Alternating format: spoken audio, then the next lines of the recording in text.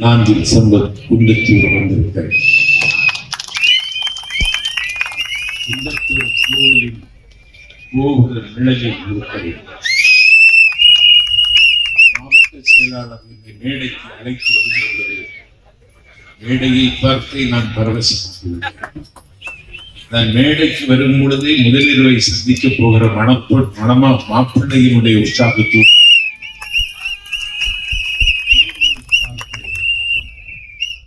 சொல்வார்கள், திருவாரூர் தேரிழக்கு, திருவிடை மருதூர் திருவிழக்கு, சூடிக் கொடுத்த சுடற்குடியாள் ஆண்டாளின் வில்லிபுத்தூர் கோபுர விளக்கு, திருவரங்கம் குடைவிளக்கு,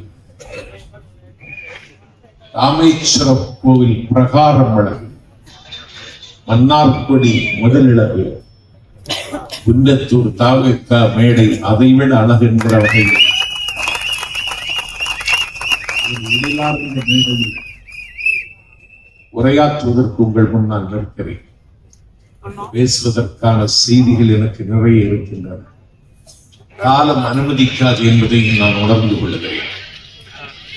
தமிழ்நாட்டினுடைய அரசியல் வரலாற்றில் தமிழக வெற்றி கழகம் தொடங்கி 2 ஆண்டுகள் முடிந்து 3வது ஆண்டில் அடியெடுத்திருக்கிறது.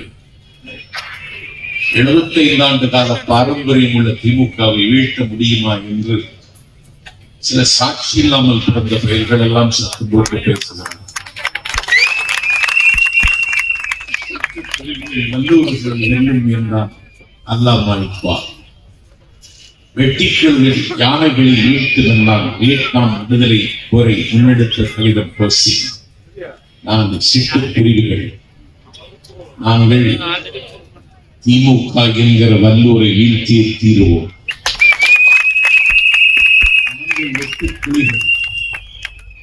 திமுக என்கிற வல்லூரை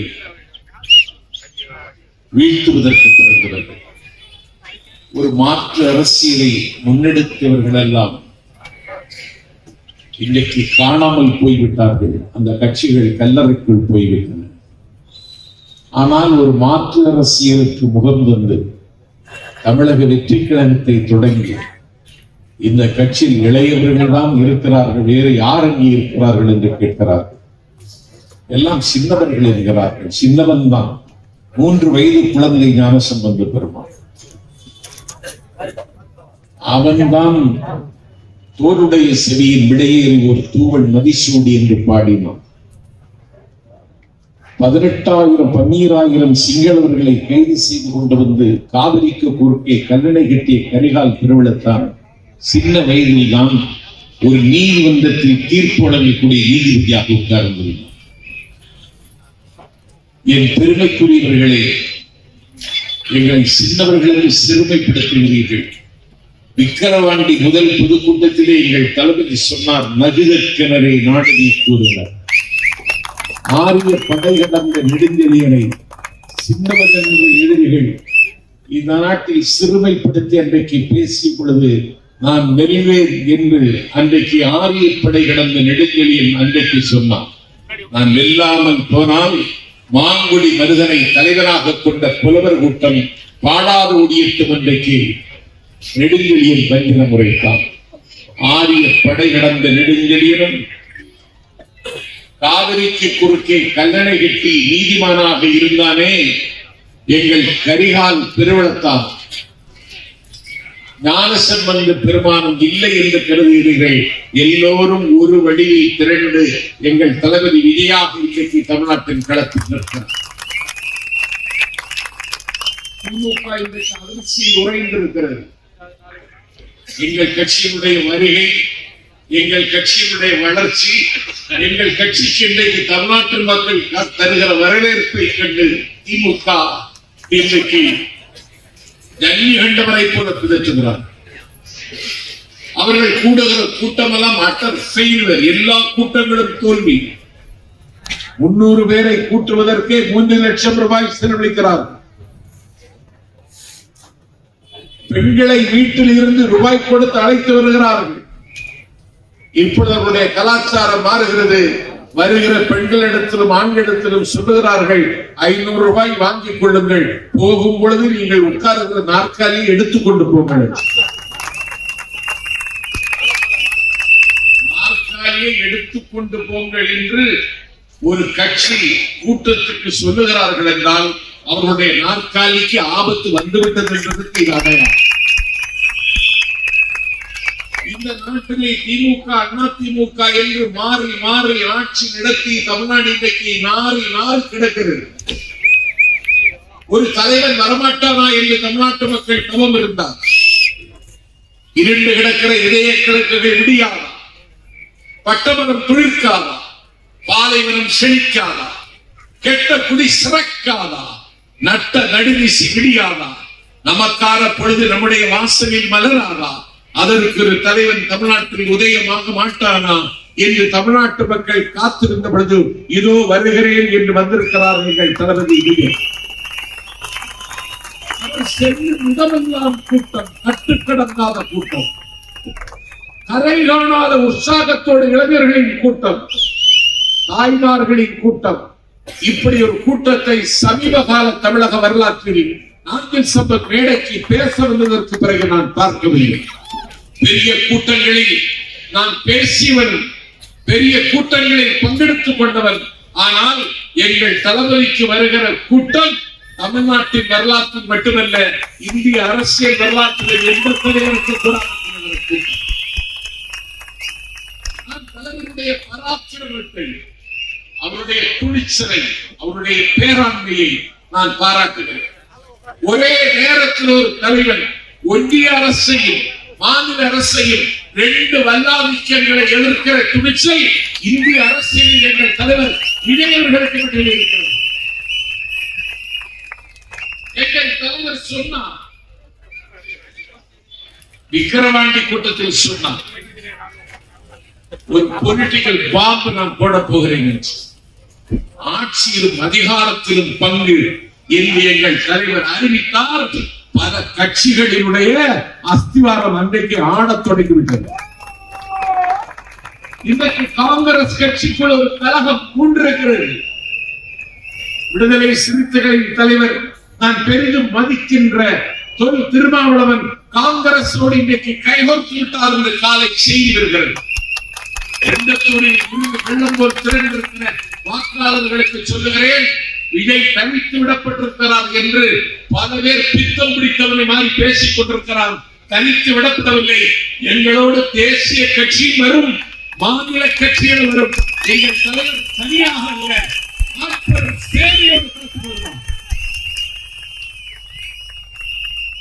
முன்னேற்ற கழகம் என்கிற குடும்ப அரசியல் எங்கள் தலைவர் சொன்னார். என்ன சொன்னார்? ஒருவர் தொடங்கிய கட்சியிலே நீங்கள் உட்கார்ந்து இன்னைக்கு பயணிக்கிறீர்கள். அது எடப்பாடி பழனிசாமி ஆனாலும் சரி, ஸ்டாலின் ஆனாலும் சரி. திமுக என்பது ஸ்டாலின் தொடங்கிய கட்சி அல்ல. எடப்பாடி அண்ணா திமுக என்பது எடப்பாடி பழனிசாமி தொடங்கிய கட்சி அல்ல. நீங்கள் ஒருவர் தொடங்கிய கட்சியில் பயணிக்கிறீர்கள். ஆனால் தமிழ்நாட்டு அரசியலில் ஒரு கட்சியை தொடங்கி 2 ஆண்டு காலத்தில் அதிகாரத்தை கைப்பற்ற முடியும் என்ற நம்பிக்கையை பெற்றிருக்கிற வல்லமையுள்ள கட்சி தமிழக வெற்றிக் கழகம். 1949 ஒரு மழை நாளில் ராபின்சன் நந்தவரத்தில் அண்ணா அவர்கள் திராவிட முன்னேற்ற கழகத்தை தொடங்கினார்கள். 1967 அண்ணா ஆட்சிக்கு வந்தார். எம் அண்ணா இதயம் அண்ணா என்று கலைஞர் எழுதிய அண்ணாவுக்கான புகழ் அஞ்சலியை கலைஞர் அழகாக குறிப்பிட்டார். பதுங்கி பாயும் வேகையென 18 ஆண்டில் பாராட வந்த கதை பாரறியுமா ஏடறியுமா என்று கலைஞர் கேட்டார். 18 ஆண்டுகள் ஆயிற்று. அறிஞர் அண்ணாவுக்கு ஆட்சி அமைக்க 72 கட்சி தொடங்கிய மக்கள் கழகம் எம்ஜிஆருக்கு ஆட்சி அமைக்க 5 ஆண்டு காலம் ஆயிற்று. 77 ஆட்சி அமைத்தார். ஆனால் 2 வருடத்தில் கட்சியை வளர்த்தெடுத்து 3வது ஆண்டில் ஆட்சி அமைக்கப் போகிறது என்றால் இந்திய அரசியல் வரலாற்றில் விஜய் மட்டும்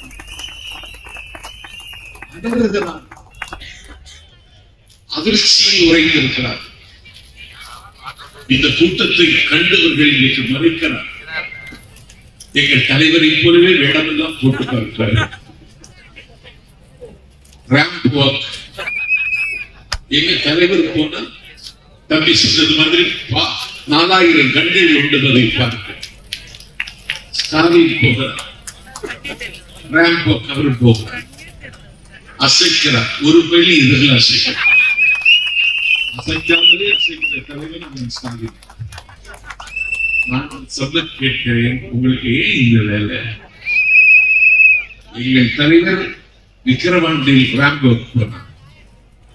அதற்கு பிறகு மாட மதுரையில் போனார். அதற்கு பிறகு பூலவ் சொற்பம் கோலாலம்பூரில் மலேசியாவில் ஜனநாயகம் படத்தினுடைய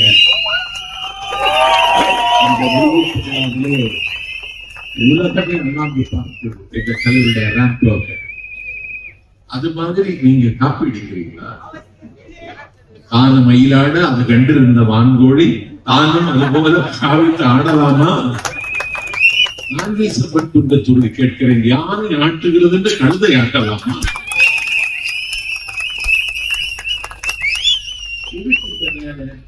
சர்க்கார் நடத்த சொன்னா சர்க்கார் நடத்தியா? 10 லட்சம் கோடி கடன் உன் அப்பன் வீட்டு பணமா? 5000 ரூபாய் உங்க மகளிருக்கு கொடுத்திருக்கிறியே, எங்கிருந்து எடுத்தா? நிதியமைச்சருக்கு இந்த விவரம் தெரியுமா? நிதித்துறை செயலாளர் IAS பட்டதாரியாக இருந்தால் நான் குன்றத்தூரை கேட்கிறேன், உங்கள் அனுமதி பெற்றுத்தான் கொடுத்தீர்களா? இந்த கடனை அடைப்பதற்கு இந்த அரசாங்கத்திடம் ஏதாவது திட்டம் இருக்கிறதா? நீங்க தினசரி ஒரு ஆண்டுக்கு 800 கோடி ரூபாய் விளம்பரம். இன்றும் நேற்றும் Tamil Hindu, Dinamani, Thanthi, Dinamalar, Dinacheithi, Indian Express, Times of India, எல்லா பத்திரிகைகளிலும் இன்றைக்கு முதல் பக்கத்தில் விளம்பரம். ஆண்டுக்கு 800 கோடி. சிறுநீரகம் பாதிக்கப்பட்டு டயாலிசிஸ் செய்ய வேண்டும் என்று கதறி அழைகிற என்னுடைய சொந்த தாயை ஒரு ஆட்டோவில் அழைத்து செங்கல்பட்டு அரசு மருத்துவமனைக்கு செல்வதற்கு என்னிடத்தில் காசு இல்லை. என் பெருமைக்குரியவர்களே,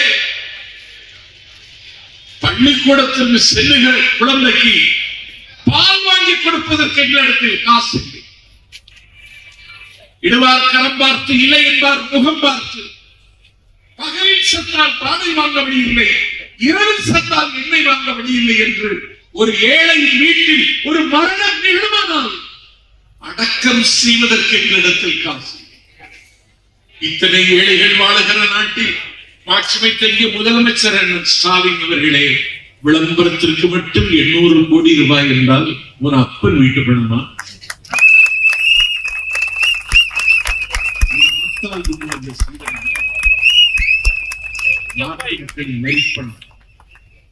நான் கழுத்தில் போட்டிருக்கிற துண்டுக்கு, நான் அணிந்திருக்கிற சட்டைக்கு, நான் உடுக்கி இருக்கிற வேட்டிக்கு, நான் மாட்டி இருக்கிற செருப்புக்கு, நான் கூட்டி இருக்கிற வாட்சுக்கு நான் வரி கொடுக்கிறேன். அண்ணா அழகாக சொன்னார், உளவியல் காணாது முதுகெலும்பு முறிய பாடுபடுவோர் வாழ்வின் சுவை காணா வலியூரின் பகடைக்காய்கள் ஓடப்பர் வேறெல்லாம் தருகின்ற வரிப்படம் தான். ஒட்டையாய் குடிமரமாய் பாதையனாய் பகிட்டுகளாய் அமர்ந்தத்தும் அதிகாரிகளாய் அறிவு திறமையும் கூடங்களாய் விளங்குகின்றன என்றார் அண்ணா. நான் தாவேக்கா தம்பிகளுக்கும் தாய்மார்களுக்கும் பேசவில்லை, கட்சி சாராத நடுநிலையாளர்கள் இருந்தால் கேட்கிறேன். ஒரு அரசு 800 கோடி ரூபாய்க்கு இன்றைக்கு விளம்பரம் செய்கிறது என்றால் இந்த நாடு என்ன? இந்த ஆட்சி நீடித்தால் என்ன? ஸ்டாலினுக்கு பிறகு அவருடைய மகன் உதயநிதி. இப்பொழுது இந்த நிதி வழங்கும்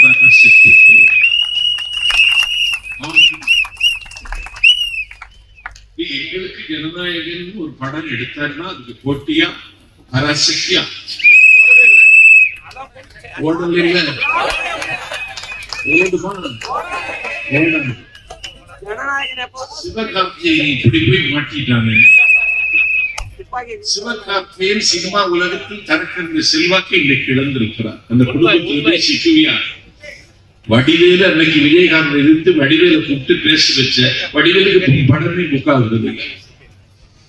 வடிவேல் வரிசையில் வந்துட்டானே சிவகார்த்தி, எந்த குடும்பமும் சிரிச்சிட்டு இருக்குது அவங்களுக்கு பிடிக்காது. அப்படி ஒரு குடும்பம்.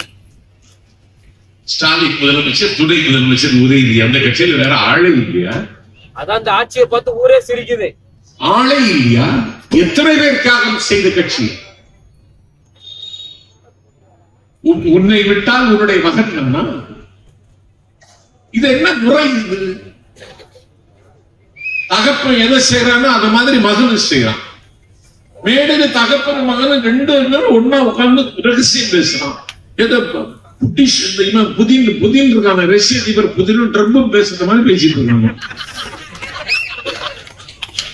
என்னடா இது? அவன் சேப்பாக்கத்துல சுட்டு மருந்து விடுறான் உதயநிதி, தகப்பன் குளத்தூர்ல சுட்டு மருந்து விடுறான். சொட்டு மருந்து கண்டுபிடிச்சது மாதிரி விடுறான்.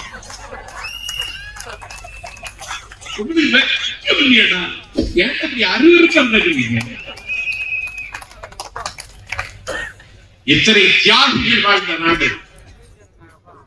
கோடிக்கால் புதமடா என்று பாடி பரவிய பூதப்பாண்டி ஜீவானந்தம் 18 ஆண்டுகள் தலைமுறை வாழ்க்கை வாழ்ந்தான். தலைமுறை வாழ்க்கை 18 ஆண்டு காலம் முடித்துவிட்டு வெளியே வருகிறது. நேராக வீட்டுக்கு போகவில்லை, ஜனசக்தி அலுவலகத்திற்கு சென்றார். ஜீவா வந்துவிட்டார் என்ற செய்தி நாட்டில் தீவிரம் பரவி ஆயிரக்கணக்கான மக்கள் ஜீவாவை பார்க்க சென்ற பொழுது அங்கே 2 பெண்கள் நின்றார்கள். ஜீவா அந்த பெண்ணை ஒரு இடத்தில் கேட்டார், நீ எதற்கு வந்திருக்கிறாய், உனக்கு என்ன வேண்டும் என்று. அப்பொழுது அவள் சொன்னாள், நான் ஒரு வழக்கறிஞர் இடத்திலே குமஸ்தா வேலைக்கு மனு போட்டிருக்கிறேன். நீங்கள் ஒரு பரிந்துரை கடிதம் வந்தால் அந்த குமஸ்தா வேலை எனக்கு கிடைக்கும் என்று நம்பி வந்தேன் என்றார். உடனடியாக ஒரு பரிந்துரை கடிதம் எழுதி கொடுத்தார். இன்னொரு பெண் என்றாள். அந்த பெண்ணிடத்தில் ஜீவா கேட்டார், உனக்கு என்ன வேண்டும், நீ இருந்தாய். அவள் சொன்னாள், என் பெயர் குமுதா, என் பெயர் கண்ணன், என் அம்மாவின் பெயர் கண்ணம்மை, என் தாத்தாவின் பெயர் குலசேகரதாஸ். நான் உங்கள் மகள் என்று சொன்னோடே கண்கள் உடைந்து கண்ணீர் தாரை தாரையாக அழுதார்கள்.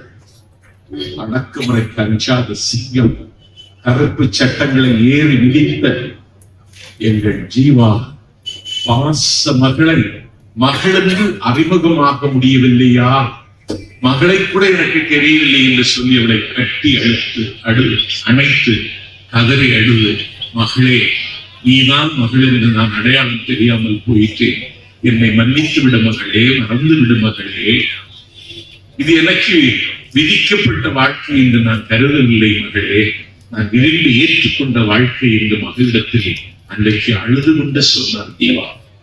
இப்படிப்பட்ட தலைவர்களும் வரலாறு இருக்கிற நாட்டுல ஒரே நிதி தானடா,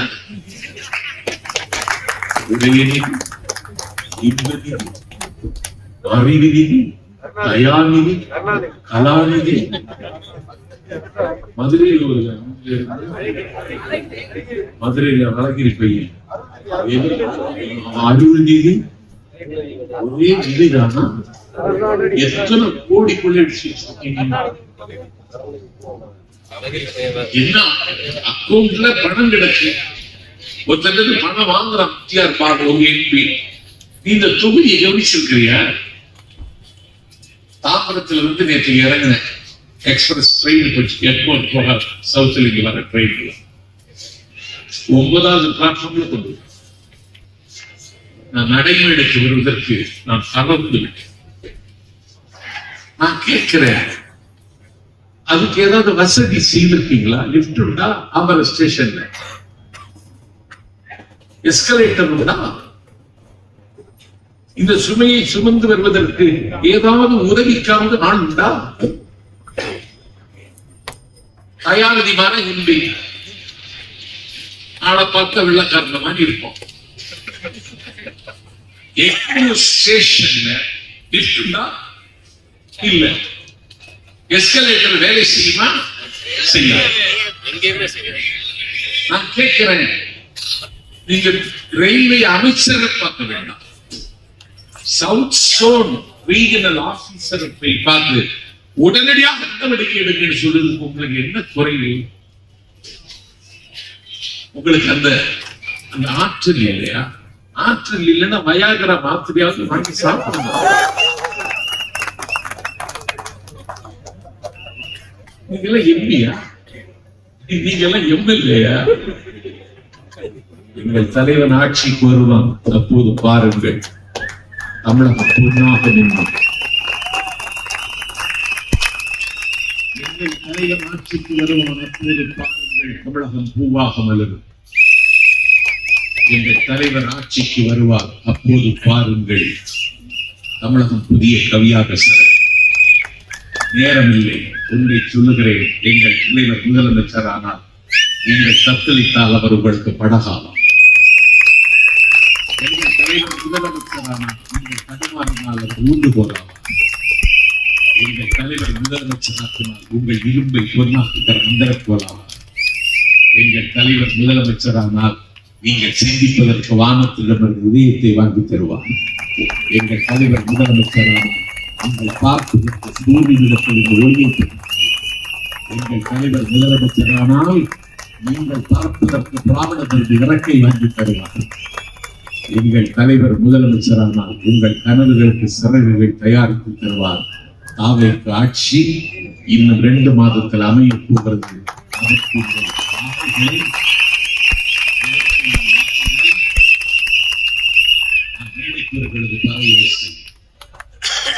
காணப்பறவையின் ஓசை, கொக்கு குன்றில் கூவுகின்ற கிளியின் ஓசை, போர்க்களத்தில் பீரங்கியின் ஓசை, துப்பாக்கியின் ஓசை, பெய்யன பெய்யும் மழையின் ஓசை, பாடும் பறவையின் ஓசை, ஓடும் மேகங்களின் ஓசை, தாயின் தாலாட்டு ஓசை, தயிர் கடையின் மத்து ஓசை, தமிழ் நாதஸ்வரத்தின் ஓசை, எல்லாவிற்கும் ஆழக்கடல் அலைகடல் ஓசை, எல்லா ஓசையை விட உன்னதமான ஓசை எங்கள் விசில் ஓசை.